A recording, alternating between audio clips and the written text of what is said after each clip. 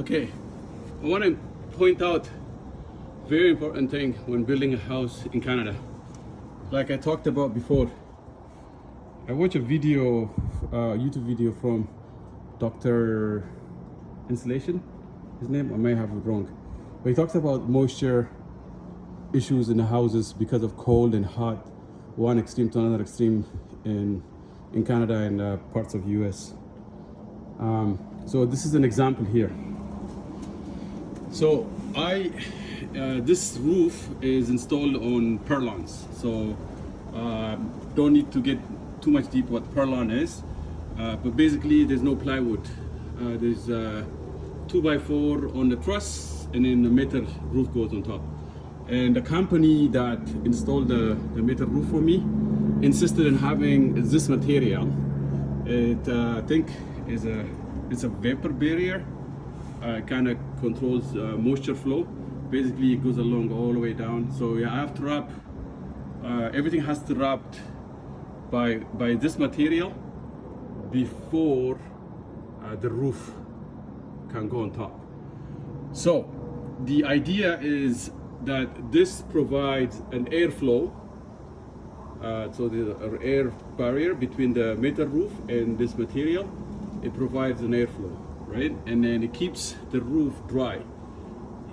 If this airflow is restricted, then what happens is moisture will collect. So it's all about controlling moisture, right? Moisture on a metal promotes rust. Moisture on wood promotes if it's trapped. If there's no airflow, promotes mildew, and yeah, mold will grow basically, right? So I had bird's nest because as I was building this house, there were lots of bird nests I was finding. So birds were able to create a huge nest. I'll show you the nest in a minute. It's a box full of nests, and it was covering its underneath the entire space. And there's some areas I will get to it some other time. There's not much on this side, and the side that doesn't have anything, so the roof is dry because I can feel the air flowing. But on this side, the air got trapped by that nest, and there was a moisture buildup just underneath the metal roof. That's the kind of stuff, so you can see the air moving there a little bit, right? So that's what you want. You want air to move all the time, so things will stay dry.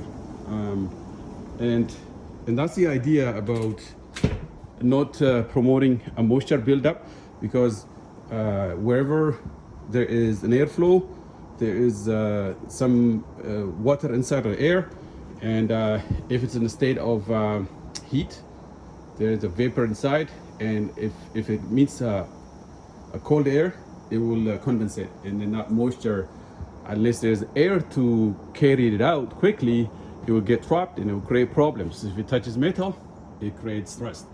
If it touches wood, it creates mold, and that's the issue. That's the science behind. You got to think about when building a house. So now I have an airflow there, and I'm happy about it, because before it was huge piles of nest in there that I removed. There's some. There are none in between that piece of material, and most of in between the trusses. There's some in that corner. I have to deal with it some other time, but the big one was over here, so I'm so happy about that. So we were able to finish just a little bit of area to cover here to condition the attic. We're gonna make this R24. We're gonna cover that. This whole area is gonna be wrapped under R24, and this is gonna be wrapped under R60. So I'll never have any moisture issue. So when I don't have moisture that could get trapped, I can start working on the washroom, right? I can start sealing the washroom and then turning on the ERV. So when I turn the ERV, it sucks all the air out. At some point by next year, I also have to install the humidifier, which connects to the ERV, and that's going to take care of moisture, right? So biggest problem, people building a house, old houses, is moisture issues. In Canada, we use wood to build, so that's the kind of stuff you gotta constantly think about. I'm gonna go downstairs and show you the. I'm gonna show you the nest box that I had outside. So we just did a little bit of cleanup here, and this is the ERV. It's not turned on yet, you can see. That's the goal, to reach to a point where I can turn on the ERV and the house is completely sealed and no more dust, no more garbage. So I'm gonna show you quickly, 5 minutes of video. Okay. Show you here. So, oh, what happened to the box?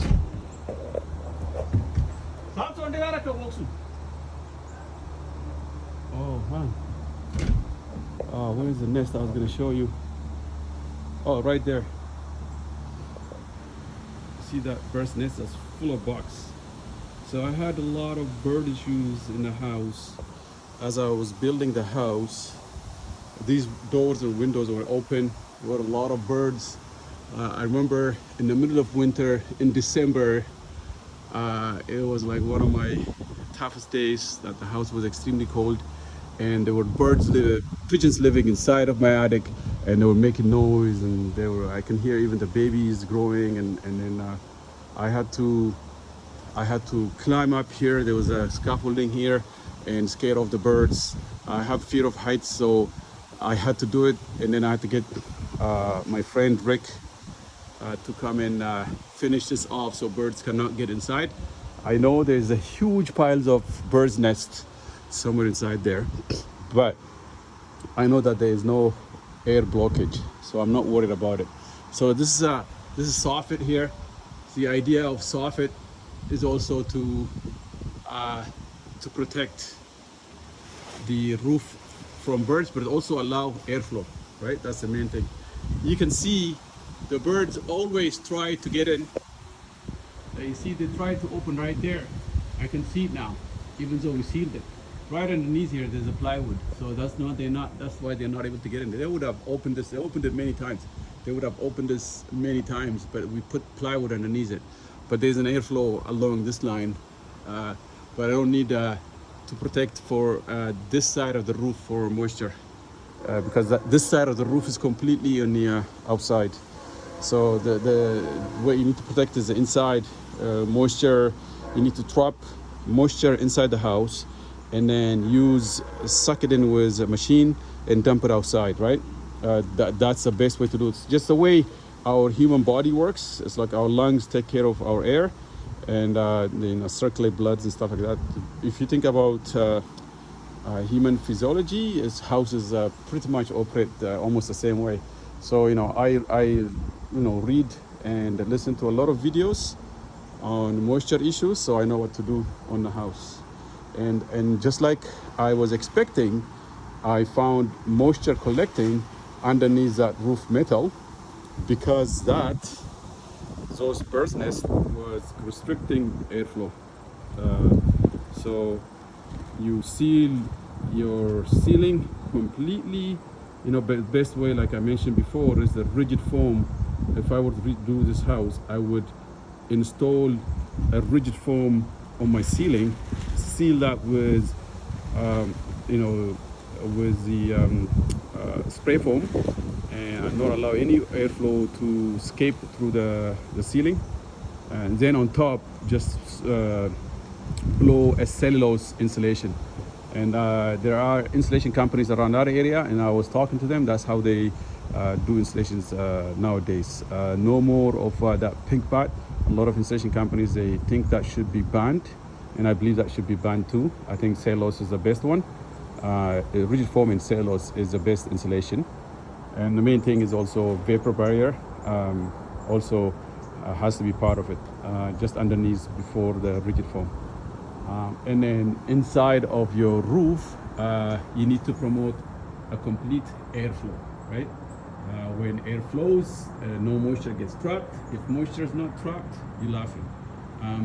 With ICF, the best thing like ICF is if moisture gets trapped in between ICF, it's a petroleum product. This house is built with ICF and concrete. It's a petroleum product, so even if moisture gets trapped, it's still okay. Unless like in the winter time, if it freezes inside, it might cause some damage. But other than that, it doesn't cause any mold issue, any health issues, right? My doors, like right now I have this open to the, exposed to the environment. Now if I were to seal this off, I need to think about how to control moisture, basically, because it's a wood. And if I throw up any kind of air in here and air does not move, and if there's like hot air gets in there, now I'm gonna get moisture issues, right? And that creates mold. And those are the kind of stuff I constantly think about. And so this area requires, like, there's many things I just did, whatever it takes to just move in. I moved in December time frame, and I was just slapping things together just so I can move in. And now I'm slowly improving things, and it's gonna take me a few months. And I mean, the house is coming along. We're working on the metal roof now, and it's coming along. So I'm almost gonna be. I always say, people tell me you never get done a house. House construction is forever, but I think I have settled down. Like I haven't done much of work for a long time. I just got in construction mood in the last 3 weeks, and hopefully another 3 weeks, and then I will stop again and come back to it another time. Okay, thank you. I guess I was planning this for YouTube, for Facebook. Now it's ended up on YouTube.